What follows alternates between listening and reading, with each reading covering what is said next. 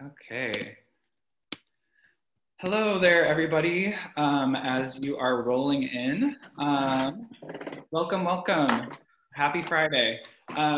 So today we are here with Jane Golden, founder of Mural Arts Philadelphia, and a lot of really other amazing esteemed guests, Omari from Culture Source, Amelia Duran from Garaje Cultural, and Rula David from Murals in the Market.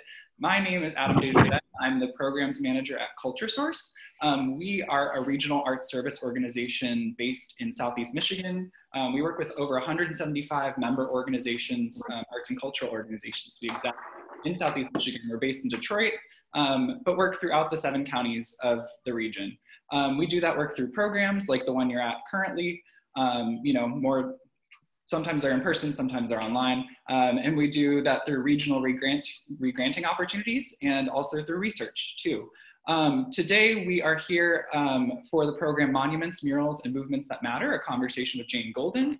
And this is a part of our public art symposium, which is online. This is kind of the final culminating event, if you will. It's been a really great 5 days of programming. We started with an international panel on Monday with some folks from Montreal, Guadalajara, and Detroit, as well as Mural Arts Philadelphia too. And then we had, that was sandwiched, or inside the sandwich, if you will, with 3 really quick 30-minute programs on Tuesday, Wednesday, and Thursday called How Do I Do That? Which were focused on the real, like the how of public arts programming and how it gets done, the tactical. And then today we're finishing with another kind of inspirational panel, but also, a little bit of how-to as well, with Jane Golden and some insights from local leaders in public arts. So this is, again, a part of the symposium as a part of our work with Mural Arts Philadelphia and the Mural Arts Institute.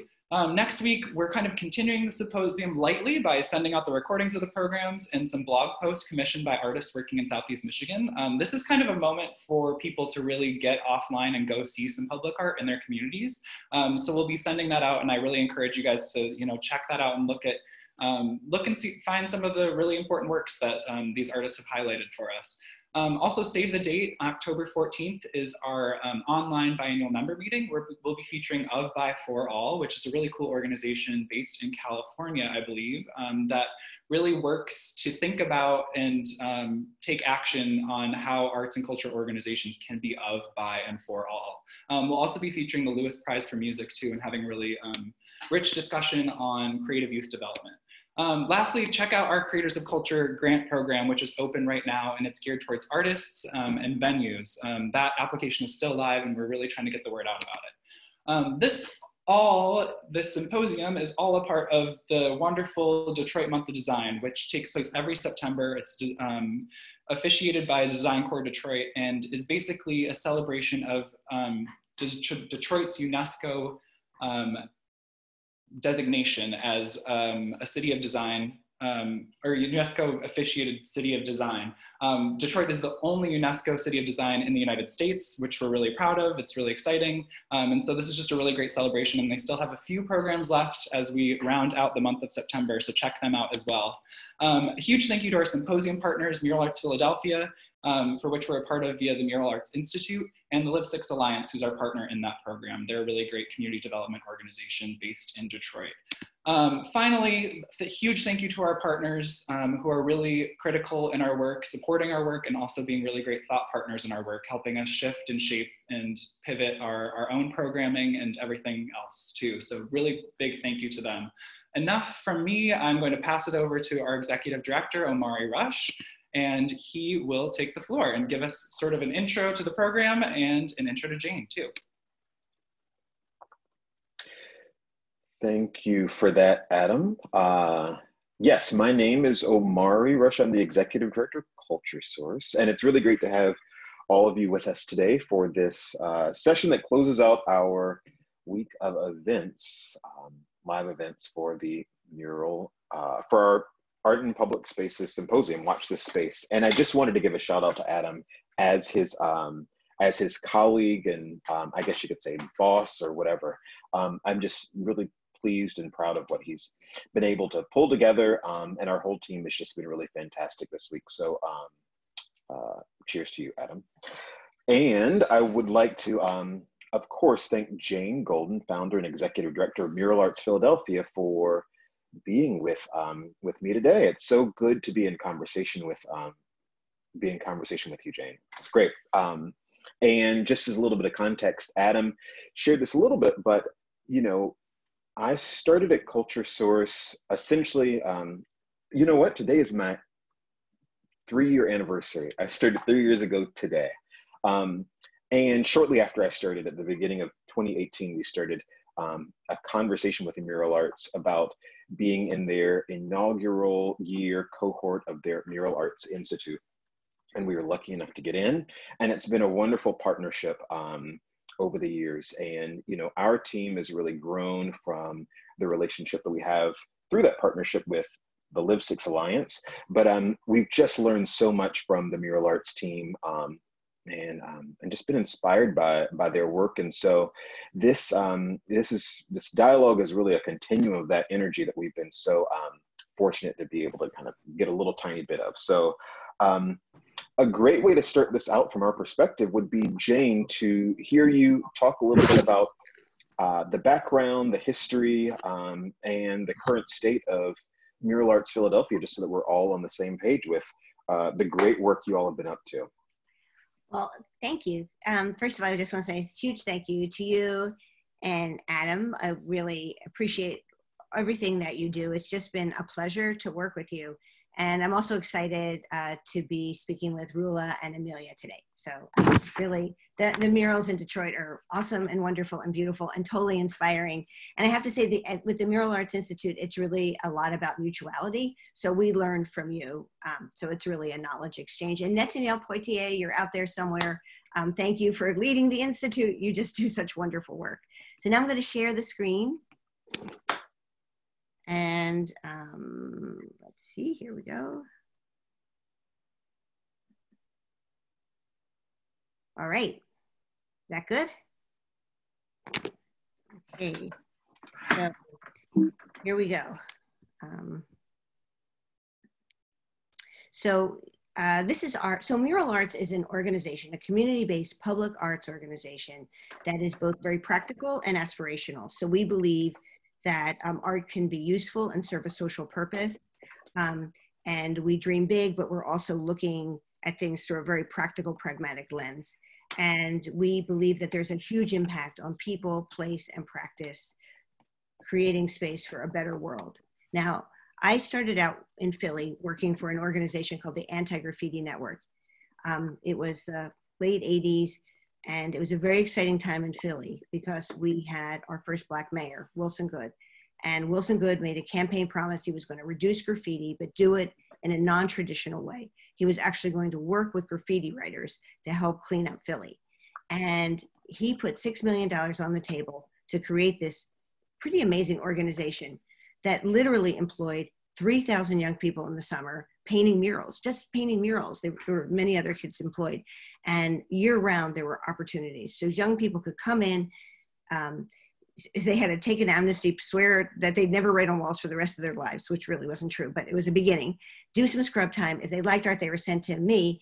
And right away, we started offering programs around the city and doing murals. It was a hugely exciting time. And like when we would go into neighborhoods, we would, you know, not just offer programs, but we would see walls that had been defaced and we'd say, would you like a mural in this neighborhood? And mostly people at first said, no, we're not interested. You know, art seems so distant. We want housing, we want jobs. I mean, and we would start to ask people, well, what would you like here? And people would say, wait a minute, no one ever asked us what we want. Things are done to us or not done. And the only visual stimulation we have are billboards advertising alcohol and tobacco. And we were like, that can change.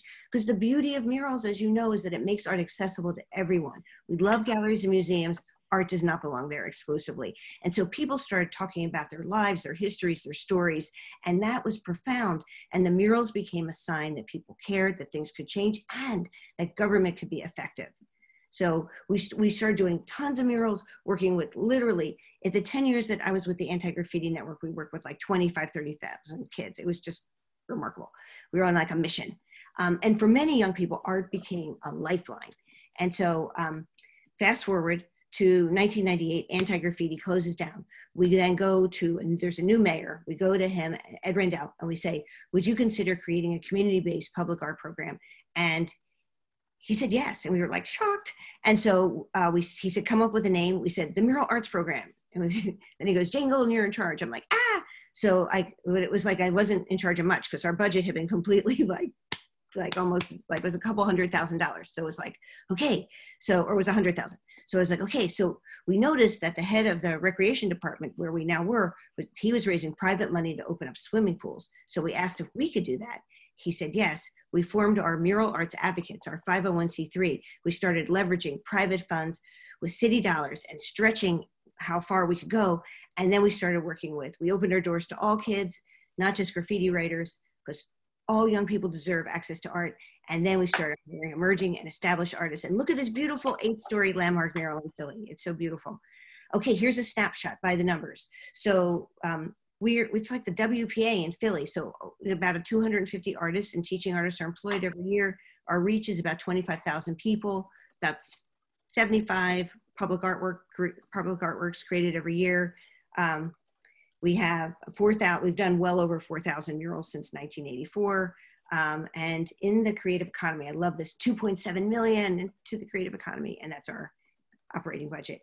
Mural arts is structured like this. There are these different departments, community murals, special projects. The special projects, there are big sort of non-mural projects, art education, restorative justice, porch light, environmental justice, and the Mural Arts Institute.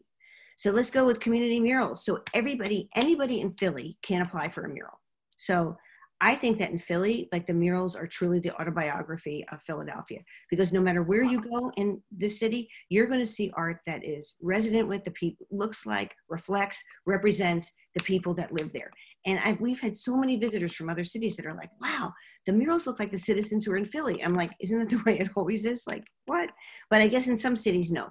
But whatever, we've had this process since back in the day when we were the Anti-Graffiti Network, because the gift of that organization is we worked with a ton of great community organizers, and we learned our methodology from them. So we believe in co-creation.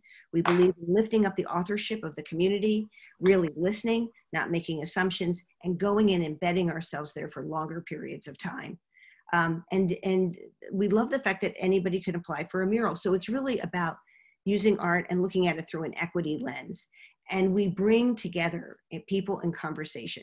Sometimes the conversations are really difficult. It's people on different sides of the issue. We're involved in several things like that right now. Sometimes it's a community just coming together to create a vision. You know, what do they want to talk about?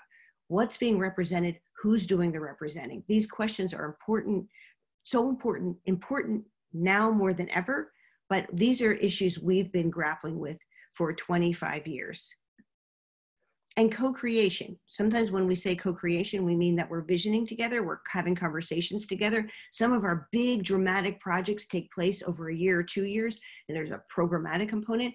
And sometimes the smaller to mid-sized projects, or even the larger projects, have paint days. So actually people have a hand in the creation of the work of art. And then, of course, there's a celebration. And that's a way of sort of putting the punctuation mark at the end of the sentence and saying that this is really important. It's iconic. It's a work of art, and it belongs to you. In some way, I think the work is a way of holding up a mirror to people and saying that your life matters. And then we have special projects. Like I said, the non-traditional projects. They involve people all over the city. They bring together the different departments at Mural Arts so that we can think as an organization together about different issues. Here we worked with artists. It was about access to healthy food. We brought together 1,000 people from across Philadelphia to talk together. And then we did something called Monument Lab, which was it was almost like the curators had ESP, because it was right before when the memorials and monuments in the South started to come down. And we asked Philadelphians to think, what is a monument for the current city of Philadelphia? What does that look like? What do we want to say? Again, does a monument have to be something fixed? And in this conversation, what was so interesting is that people talked about murals as monuments. Murals is something intimate. That's something that they could connect to. We commissioned 20 artists like Hank Willis Thomas, who did the Afro pick. And this Afro pick sat Now that this statue was gone, but there was a statue like 30 feet from this of a very, very, a mayor who was quite racist and difficult. And so this was the sort of the counterpoint to that sculpture. And when we unveiled this, it was just, people were like, oh my gosh, like, and everyone talked about it. And it was such a moment in time. And at all the hubs, wherever we had artwork for Monument Lab, we had a research hub, and we asked Philadelphians to actually come in and write down their idea for a monument. So 5,000 ideas were collected. It's on Open Data Philly, and there's a beautiful Monument Lab book if anyone's interested. Art education serves almost 2,000 young people. You can come in when you're 11, you can stay till you're 18.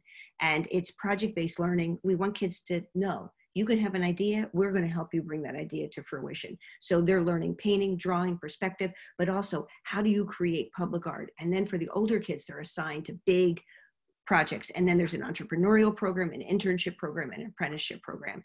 And 100% of our, with our advanced classes, our kids graduate from high school, and 85% are moving on to higher ed. And this image is by Amy Sherrill, who did Michelle Obama's portrait.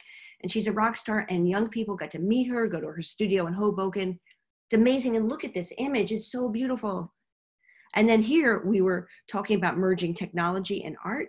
And so you can hold up your iPad or your iPhone and hear the voices of the community, hear basketballs dribbling, hear the gospel choir that practices up the street.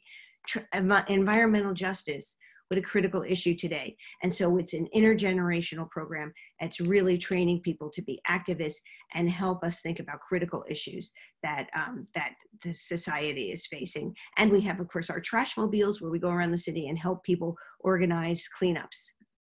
And then environmental justice also looks at schools and, you know, how do we build connection between community and schools? How do we build into this community gardens and this kitchen and think about different issues? This is all about migration. And restorative justice. Too many people are incarcerated in this country. And so what role can art play? And so we have we work in prisons and we work with people coming home. And look at our recidivism rate, 9%. Now I'm going to say, I'm not cheering Mural Arts, but I'm telling you, I'm cheering the power of art. And so we have young people reclaiming public space in the city. As lives are being reclaimed, they're turning around the city, making it beautiful. And there's Russell Craig, one of our former Guild students, who now is becoming a very famous artist and just did this beautiful mural on our municipal services building. And Porch Light is all about grappling with trauma, addiction, housing insecurity. We work in immigrant and refugee communities. And here we have storefronts that we turn into hub spaces. We work at agencies, and we use art as a form of healing. Some people say it's a non-traditional therapeutic method. And then we have hub spaces. I said before, we work in Southeast Philly with people from Southeast Asia. We work in the Northeast with women from Syria, Iraq, and Afghanistan. We work in Kensington, a part of our city that's just been eaten away by heroin and opioid abuse. Color Me Back is a same-day work program for people facing homelessness. We pay people $50 for a morning session. They're wraparound services. We get people IDs, and also access to low barrier employment. And we're transforming our subway concourse. Yay. That's so amazing. We're really happy about that. And then we worked with activists and artists to do this during the uprising because we want to support artists everywhere. This is our Guild program. We work with rappers and poets and silkscreen artists. We did PSAs and posters all over the city. We now have a fellowship program for Black artists, and we're going to do this every single year. 250 artists applied. We have 20 each class. We did hand washing stations. Again, how do we, during COVID, how do we put money in artists' pockets, right? I mean, I think that's so important. That ecosystem is fragile during good times, let alone bad times. And then space pads. How do we use art to talk about public health messages, accurate, trustworthy messages? And we had them translated into 6 languages. There we go, yay. And then there were boarded up buildings and we had art everywhere. We did virtual programming, homeschool with Mural Arts. Every division did virtual programming. And some of our hub spaces turned around what they were doing. So suddenly in Southeast, they were making masks.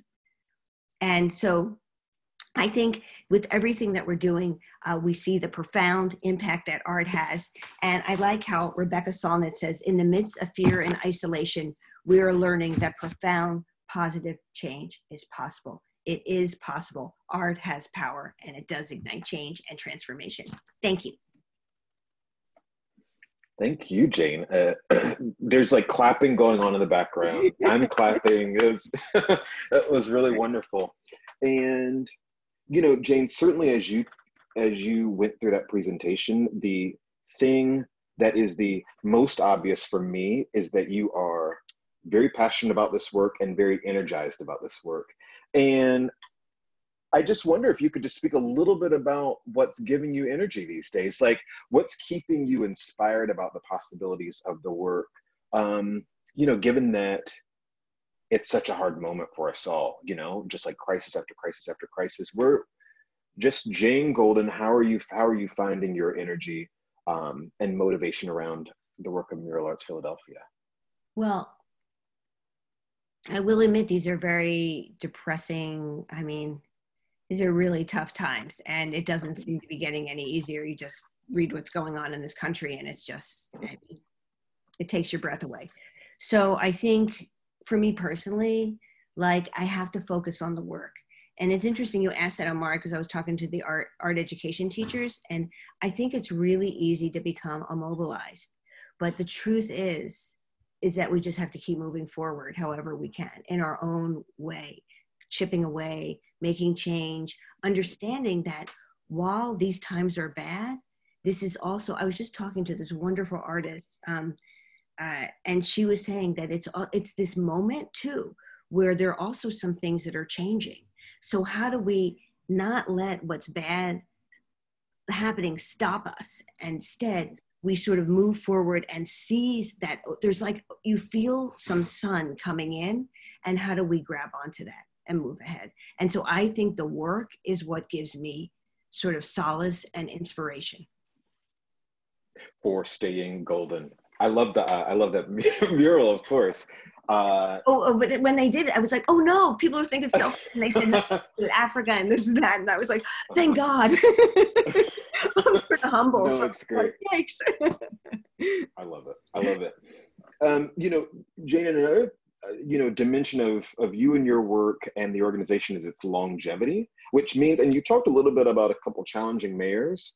And I guess I wonder, also thinking about this moment of crisis and stress on systems, you having weathered so many different changes and so many different, even government administrations, are there tools or strategies, ways of coping, ways of managing that you're leaning on or kind of pulling out of the toolbox that you've learned over those years of kind of navigating other crises and other tough situations that may be instructive or enlightening for people listening today? It's a great question. I would say that the biggest thing is that I want to encourage people to be really scrappy and relentless, tenacious, and to really, someone once said working at Mural Arts was like working on a political campaign, except it was existential. It was always the night before the election, but there was never an election. And I feel that is really key, because you're always making your case making and you're making your strategy, and you're doing an analysis of who are your allies in government, who's not your ally, and how are you going to go around them. You have to figure that out, and how you're just not going to hear no, and you're going to exhaust every option until you do. So we have like maps, like sort of literal maps in our head of everyone, city council, mayor's office, department heads, like who's going to go. I mean, in the last 24 hours, I've gone to the L&I commissioner, the streets commissioner, the public property commissioner, like just sort of like sometimes doing an end run, sometimes just jumping in, just like boom, boom, boom. And so that's what I want to say to people, like, and that always remember those connections, because the door shuts in government, go to the private sector, right? The door shuts there, go back to government. And we've been able to successfully weave together both sectors, because guess what? Everyone is dealing from a scarcity model now, right? And we know that. But see, here's the bottom line. I can say this, having worked for 5 mayors, there's always money. It's about choices. And how do we get people to muster the political and social will to do right by citizens? That's what we want. And so we have to just keep going like this and not let anyone off the hook. Mm-hmm. Keep going. And there is always money. Somewhere, there's always money. Somewhere, right? Yeah. So Jane, you touched on the work that you all did with Monument Lab, and if we both think back to the last 4 months, certainly we've seen a real surge in people thinking very critically about monuments and responding to that kind of surge in critical thinking, either by asking for things to be removed or torn down, or just tearing them down themselves. And I guess I'm wondering, if someone's in a community and they're interacting with, or they have to interact, they're forced to interact with work that feels offensive or feels unnecessarily complex or feels traumatizing, any of those things, what are your thoughts about how one might think about reacting or responding, in terms of like removing or tearing down, remixing, reinterpreting, building community around something? What from Monument Lab has given you some thoughts about this, and what in your kind of general practice has given you thoughts about how people might think about it? Well, I'm going to answer that two ways, if I may. I think, one, I want to say in Monument Lab, we learned that a monument can be temporal, it can be conceptual, that there are many different ways of grappling with the past and thinking about the present, right? And so I think for people to be presented, like, what are the options here that we can create, and sometimes create together? That the monument, like that, the Afro pick was so, resonated so deeply with people, right? You could have put a marble sculpture there and it would have meant nothing.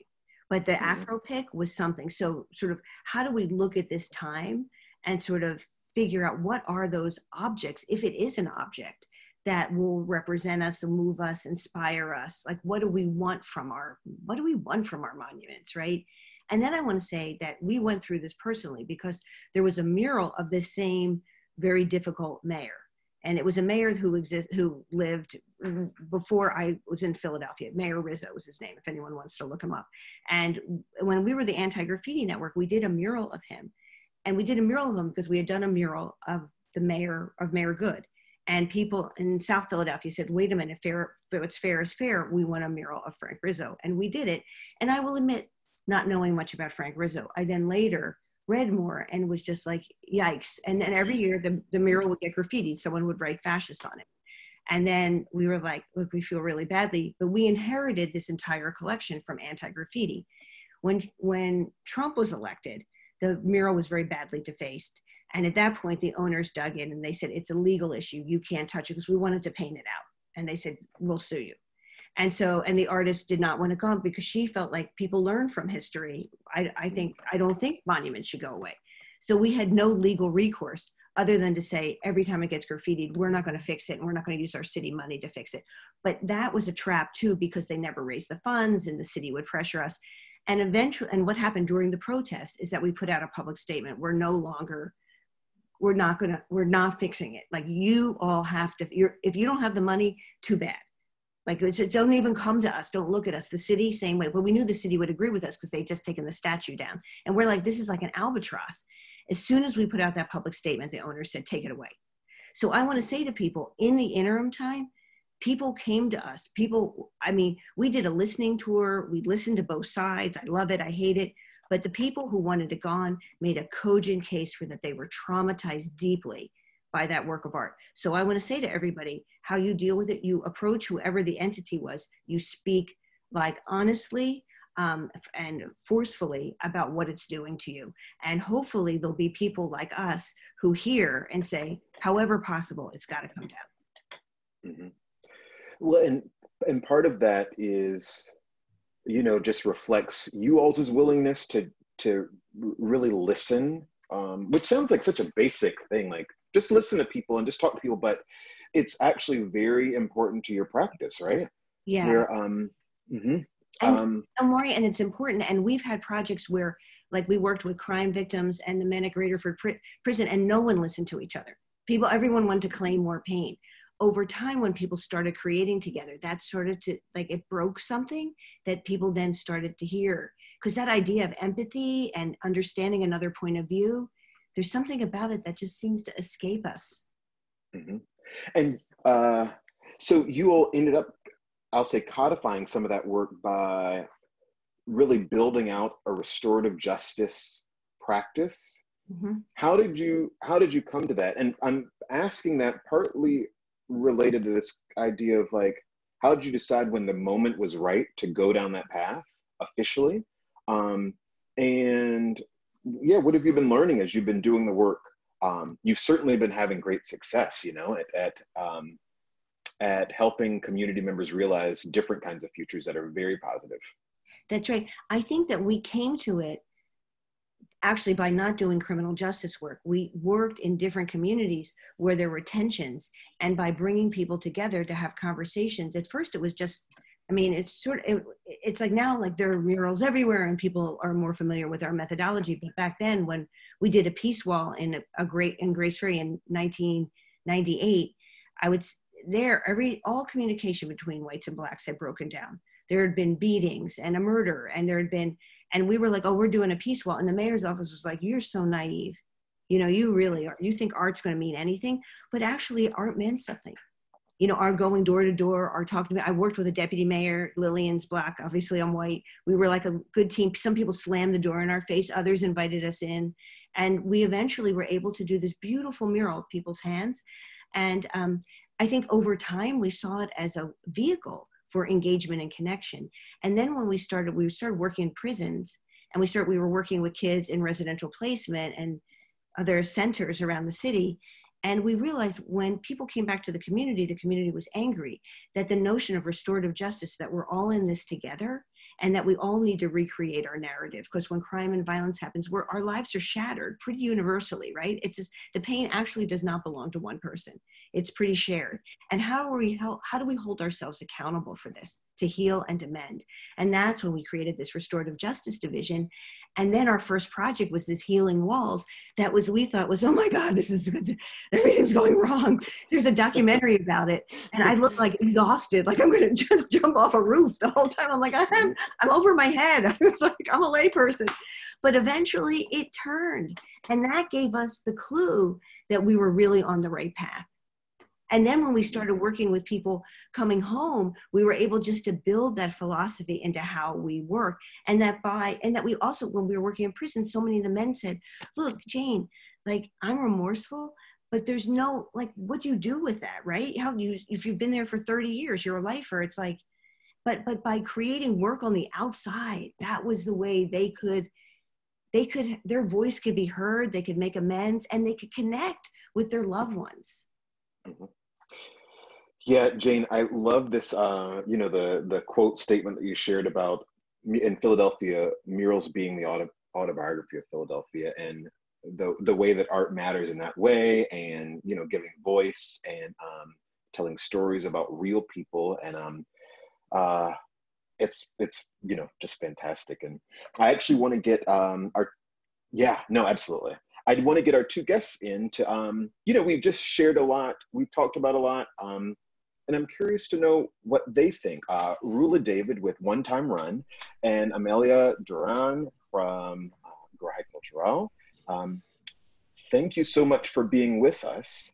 And Rula, as you put on your video and get ready to share, I wonder if you might, just briefly let us know what you're up to as a creative person, and certainly at One Time Run and Murals in the Market, and just offer some feedback and insights and thoughts and reflections, all the things related to our conversation so far with Jane Golden. Sure. Rula David, founder and executive director at Murals in the Market. I'm also VP of special projects at One Time Run. And it was so great to hear Jane talk. I mean, we've always aspired and looked at Mural Arts Philly as to like the beacon of what public art can look like in a community. It is the one public art program in the country or even the world that we kind of always kind of refer to, we talk about, and we see the work that they do as being really contributing to a community. The work that we do with Murals in the Market is similar, but not the same. And I was like exhausted just hearing like all of the different things that they have themselves involved in when it comes to criminal justice, youth programming, education. The difference between like Murals in the Market and let's say Mural Arts Philly is that we're not an organization.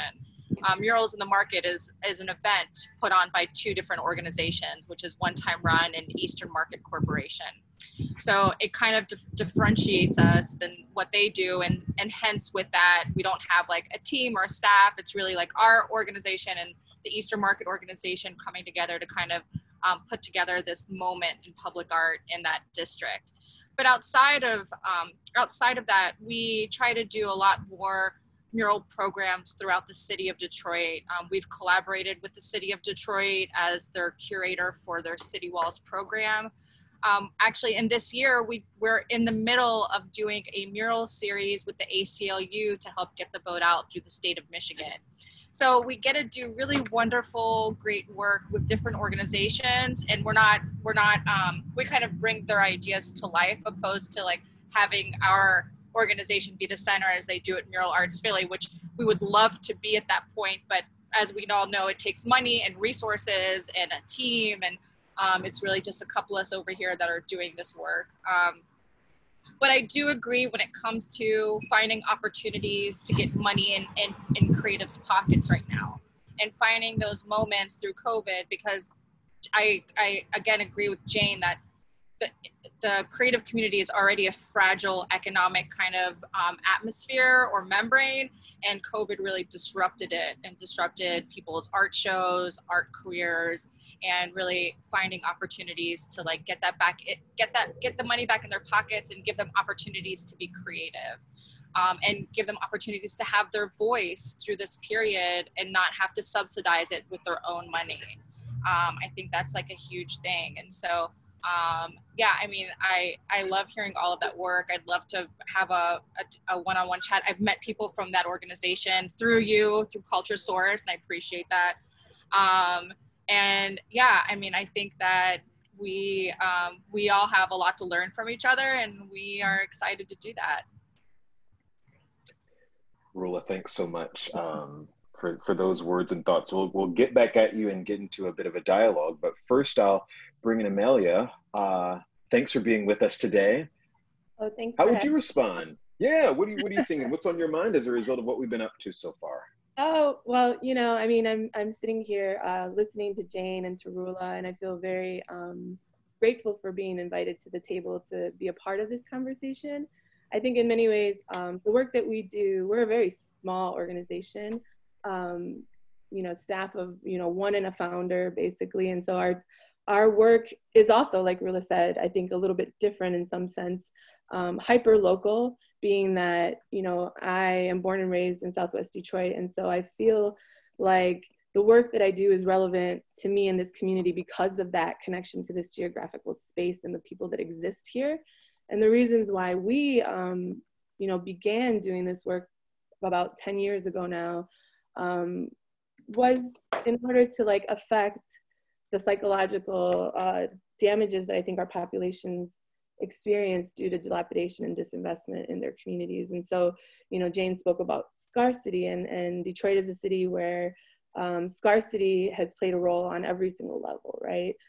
Population, resources, the infrastructure of our city, educational system. And so art in many ways was for us a way to kind of elevate our spirits and share a narrative of hope within our community. And so the pieces that we've done, you know, we've only done in a matter of 10 years, probably about 15 mural installations. And that is a huge feat for an organization like us. And every wall has like a very participatory process and is very intentional in terms of not only the artists that we select to work with, but the pieces that they're putting up on these walls. And so yeah, so like, I think one of the things that I've been challenging with myself, or has been challenging even before this moment in which we exist, where all of the things feel heightened, all of the emotions, all of the politics, the polarization, not only within communities, but as a nation. You know, I had been feeling some kind of way a little bit about the work that we do with public art because of the attention that it does bring to a community.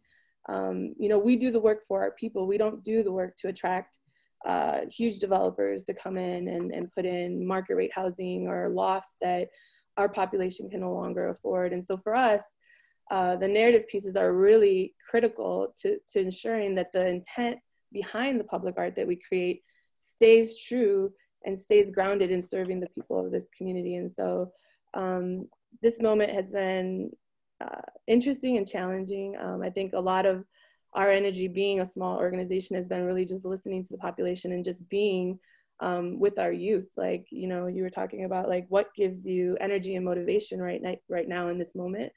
For me, it's the youth. It's the resiliency and curiosity that they have.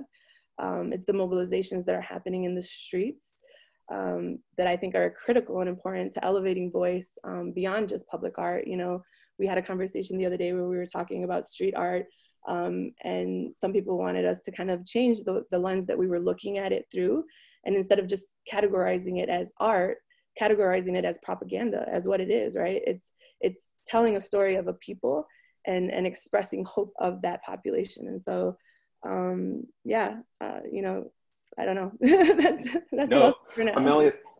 Amelia, that was great. Would you mind just also saying a word about Garaje Cultural and what the kind of boilerplate, what you all are up to? So Garaje Cultural is a organization that was founded by my father and Lydia Gutierrez. Lydia is a local business owner, tortilla chip and tortilla manufacturing company. And so the story of Garaje Cultural is a beautiful kind of union between arts and culture and for-profit business, and showing what it means to be socially responsible within the community that you serve, being that Lydia is also from Southwest Detroit. We are focused in many ways on Latin American art and culture because that's my cultural background, and my father is from Chile. He's a Latin American folk musician. But there's a huge diversity in Southwest Detroit, and we've always worked with other populations of people, whether it's our Arabic family in Dearborn or our Black brothers and sisters in other areas of the city. I think one of the things that Garaje is really intent on trying to focus its work around is not only making art accessible to our population, but also allowing people to kind of reflect on their culture. One of my big thorns, I guess, lately has been the realization that as I get older, that assimilation is something that happens really gradually, and that in some ways you can't necessarily always predict or control. And so loss of culture, loss of language, loss of art, traditional art, is really heavy on our hearts in the work that we do at Garaje Cultural. So we have big dreams. You know, we've been working on a project for about 3 years to do some major renovations in our building. We exist in a warehouse that doesn't allow us to be there year round or even necessarily day to day. We really are grassroots when I say we're grassroots. And so, yeah, we hope to someday be the anchor for arts and cultural work in our community that is not only allowing creative expression, but is also allowing our next generation population to see a path through the arts. I would say you all are a pretty solid anchor, you know, right now. So Amelia, thanks for sharing that. And before I invite Jane to share another set of kind of reflections on what you two shared, Rula and Amelia, I would encourage anybody listening, tuning into this to also just kind of warm up those fingers and put some questions into a chat function, into your chat box, because we'll be taking those from the audience, from the room during this conversation as well. Jane, was there anything that you heard in what Rula and Amelia said that felt like very familiar, or like something that you're thinking about all the time, or just that warmed your heart, or all of warmed my heart? Yeah. Well, they both did. And so, Amelia, I just let me start with you first. First of all, both of you, thank you. You're both so inspiring. I like when I meet you and talk and work with you. So let's do that. So I just want to say, you know, that issue of how we define, it's like, how do we keep the community at the center when we're doing this work, right? And so this issue of gentrification and how, like, you know, the market, it sweeps fast through communities, and how do we hold on to who we are, and how I think that it's just really important, because I think it's sometimes when you forget sometimes. I think we have to remember why we're doing this work and who we're doing it for. And in Philly, I think we think, oh, really, if I think, well, what's really led to this success, it's the communities, and it's like the city has really sort of leaned towards us, right, to have been able to do this work for so many years. But it becomes trickier when you think about developers and the relationship with them, and does our murals sort of, what role are they playing? And like, I think so much in our city, they've been about people's identity and representing people and we do and to be clear, we also do non-representational work too. So it's a total mix of work. But I think I just like what you said about the community and how you sort of keep your ear to the ground and like do the work in a way that has real integrity. So that really touched me deeply, your words. And then Rula, I mean, your support for artists. I'm like, how do we also keep artists at the center too, right? Because it's like, again, sometimes I'll hear my colleagues like complaining about this artist or that artist. I'm like, no, we don't get to do that. No, we have to, we're just here, we want to support. And if you were working from project to project, it wouldn't be easy. So it's like, how do we just maintain a certain sort of level of respect for all the constituents and keep reminding ourselves why we do the work? Because you can go down one path or another. And I think it's important to keep those things close to our heart, artists and community. I just want to say one thing about the gentrification portion. And, this could be its own panel on its own. We can have a very long conversation about it. But we just recently came into a conflict with a developer in Eastern Market that has like really utilized a lot of our work and our equity into that neighborhood in a way for his development. And it really made us take a step back to stop, to think, and to see like, what is our objective for this art? Initially, it was for bringing awareness around healthy eating and food in Detroit, because it's considered a food swamp or desert. And Eastern Market's one of the only places that they can get healthy food. And now it's become a tourist destination, which is fine. But also we love that. We want to support our city, but we're not interested in elevating the property values of millionaires and billionaires. And so that's not the work that I'm in. That's not the work that I want to do. And that's not something that we can hang our hat on. It's just not there. It's just not in it for us. So I think that's like a whole other large conversation. I know Amelia is terrified of what's happening to that neighborhood where she's at, because Ford is like really moving in, and they're really scared of how it'll change the fabric of that neighborhood. And I think it's a big discussion to have. And there's a lot of mentorship that can happen for small organizations like ours from somebody like you that can really help us define how to dodge and manage those conversations. Yeah, we should have a conversation about it, because it's like, and now there are murals that we're losing, beloved murals. And what's nice is that Mural Arts, of course, we're going to speak up, but the community speak up for us. Like the other day, like now city council are emailing me and they're like, oh, is there any ordinance to like protect the murals? I'm like, no, but there should be. Jane, picking up on that a little bit, with a question from the room. Again, folks, thanks for sending in your questions. This question is about Mural Arts' stance on permanent versus temporary murals. Do you have a position of either? When one goes up, do you think of it as temporary because it's easier for it to go up, because it's easier for a community to digest? Is permanent something that is more ideal, more complicated? How do you think about one or the other?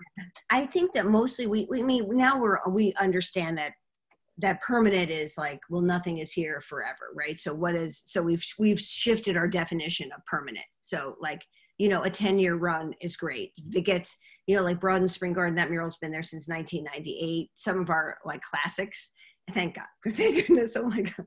But, temporary is tricky, and we've done a bunch of temporary work, because even if you manage people's expectations that it's temporary, when it comes time for it to go away, it's really hard. And it's hard on the artists and it's hard on the community, even when you just manage it really well. But I still think temporary is important because it allows you to be facile and flexible, bring more artists into the mix, do smaller murals, things that change. We also work with non-painters, so photographs, printmakers. Sometimes we're doing a big project with a couple dance companies now. It's more conceptual. So I think it's important, but I think that it's more that you want to scope out. We try to scope out the sites, make sure it has some runway. We're much smarter about that now. We do a structural analysis of the building. So I think it's not necessarily one or the other. We try to embrace both, but I'd say for the murals, we do more often than not look for, we want at least, I would say 5 years. Great, thanks so much for that.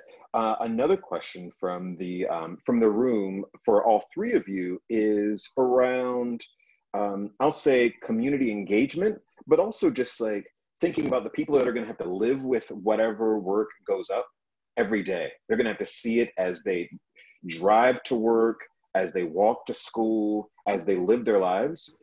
And each of you have expressed a real value in, of course, connecting with the people around a mural as being part of the whole process, the work. And so for folks on the line who are thinking, where should I start, or what's a key element of engaging people? What would you all say? Maybe that is a critical and critically important step, or even like a trap, you know? I mean, I'll start. So what we do at Murals in the Market is actually, we don't have the infrastructure for an application process. So we don't have community meetings. We don't have ways for people to kind of comment on what they do and don't want. But what we have done was make sure that the artists and the artwork that is being painted and represented reflects the community that they're in. And a lot of times when we do murals in different neighborhoods, like the first time I ever met Amelia was I was looking for a wall, and we had two Mexican artists from Mexico City in Detroit for a gallery show. I was like, these two artists need to be in that part of town, Southwest Detroit, and not in Eastern Market, because I know how aspirational it is. And somebody introduced me to Amelia. This is way before Murals in the Market, and we painted our first mural in Southwest on Amelia's building. We painted 2 other murals in that neighborhood. So it's really having a keen eye for us, and on our side, a keen eye of curation and listening and paying attention to who's around you and making sure you're reflecting that community. When we curate Murals in the Market each year, we stack up all of the artists. How many artists of color, how many Black artists, how many female artists, and we make sure we get as close to what the population of Detroit reflects, so that when people come to watch these artists paint, it looks just like them. So that's like our style. Now there's other, yeah. Great, thanks, Rilla. I'll share a little bit. I feel like for us, there is no one particular process that we go through with every single mural, because it always varies based on a bunch of variables. The artist, the building owner, the content or topic that we're trying to address. So we've done like community surveys, we've done listening campaigns, we've also had community meetings where we invite people in to kind of be a part of the design process, or created at times even smaller committees to kind of participate in one particular mural. But, you know, like I said earlier, and to kind of, you know, Rula's point a little bit when she was talking about picking artists that are in some ways representative of the community, part of the reason why I don't ever really necessarily dare to do what I do in any other community is because it's not my community. And so I don't know the social fabric as intimately as I do here in Southwest Detroit. Because in some ways, you know, we're intentionally picking artists that we feel are going to be able to create something that will be representative of the identity of the community. And then the process in which we engage community depends then on how open and flexible that artist is to doing kind of these sit-in listening campaigns, or co-creating the design with a small committee. But, you know, it depends on their art, the more kind of pre-engaging processes. If we're bringing an artist from outside and they're only going to be here for a week or two, then we try to recreate that process kind of on the wall, with kind of like the co-painting, the open paint days where we invite people to come out and share with like the backfill and things like that.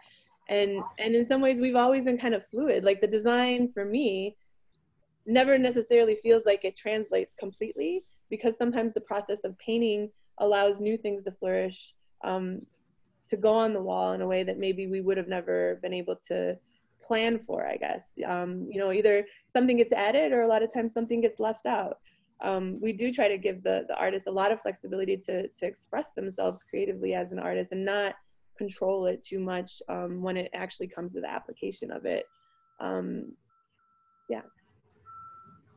And I would say, like, for us, like, you know, we're sort of where our headquarters is not, we don't have it. It's like closer to the center of the city. It's not like we work there extensively. We just work everywhere. So it's sort of like we're like everywhere. So that means we have to be hyper respectful and really, really like thorough. So we have to do an audit, like, who's the community? Like, we have to look at the community groups. In Philly, we have a tradition called block captains. So we have to make sure we've talked to the block captain, because they're sort of the movers and shakers. We have to talk to city council, to the state reps. We have to look at the libraries, the businesses, the schools, you know. So we have like a list, and we really try to adhere to this process. We get a petition. We look at people who face the mural. We try to get their feedback. So it's like a lot. And even with all that, you can make mistakes and have to get back on track. And sometimes you're working, like, we have one big project going that sort of borders several communities, and everybody wants to say, so, you know, we're sort of navigating all of that, but we have a blueprint and we have policy and guidelines about how we work everywhere. And the other thing is, because we've been long distance runners in this space, people build up trust over time. So, you know, even like today, my husband's a filmmaker, and he was interviewing someone a colleague, and needed a bit of film. We're putting up a mural that is a tribute to the boxer Joe Frazier. And the block captain said, you know, I was really upset. I didn't want Joe Frazier at first here. I wanted something else. And I've been on their waiting list for a long time. But I know Jane Golden from Anti-Graffiti. And so I just went along with it. And now I'm really happy and I love it. So I just thought it's so funny, because it's like relationships mean a lot. But we were, on those early years, so respectful. And people would always say to us, why are you doing, you know, landscape murals? Why are you doing murals of children? Why don't you do the edgier things? And we would say, well, I would always say, do you live there? And they'd say no, because it was usually like someone I knew who lived in Center City, right? And, you know, like, oh, like a white person in Center City. And I would say, well, you don't live at 20th and Diamond, right? So why do you get a say? It's like, I'm not working for you. I'm actually working for them. So you know, yeah. But what happened is, those 10 years, that was like, you know, money in the bank with, as far as trust goes. So now, then when we wanted to sort of do things more political or different or wide variety of themes or content, people believe that you have their back, and that matters. At 100% it matters, and it gets you a long way. Folks, thanks so much for being with us. You know, I say that to Jane, Amelia, Rula. Thank you. This is just great, you know. And the kind of beautiful thing about this conversation is that these are three solid folks. You know, Mural Arts is certainly based in Philly, but is continues to demonstrate itself as a national resource. And so, if you have questions, absolutely reach out to Jane and her team, and just be ready to kind of benefit. It's great. And then certainly, you know, Culture Source as a team has called on Rula plenty of times, and we just like so appreciate you sticking with us and helping us out every now and again. And then Amelia just like doing the work, bringing the inspiration, standing up in meetings and just like sharing your thoughts and insights. It's all great. This has been a wonderful conversation. Thanks so much for being with us. Adam may have some final comments and some final suggestions or thoughts, and so I'll turn it over to him. And I'll encourage you all to just have a great day. You know, it's and enjoy this warm weather. I think it's going to get very cold next week, so you'll have to pull out that winter gear. Thanks a bunch. Yes, thanks everybody for coming. Thanks for tuning into our symposium. It's been a really great 5 days of programs, and we're just delighted to end it with this really great panel with, I mean, just three really awesome people who are doing work locally here in Southeast Michigan, but then also, you know, throughout the nation over in Philly, but also locally in Philly too. So thanks so much for being here again, Jane. It's so good to see you. Same with Rula and Amelia as well. Thank you all for making the time to join us. And I'm just gonna try it. And I've got this applause audio I'm playing, which is just like super cheesy, but you know, we're making it work here. So thanks again, and everybody have a wonderful weekend. If you're celebrating the Jewish holidays too, happy holidays, and take care, everyone. Thanks so much. Thank you. Thank you. So good to see everybody. Bye-bye. Thank you. Bye.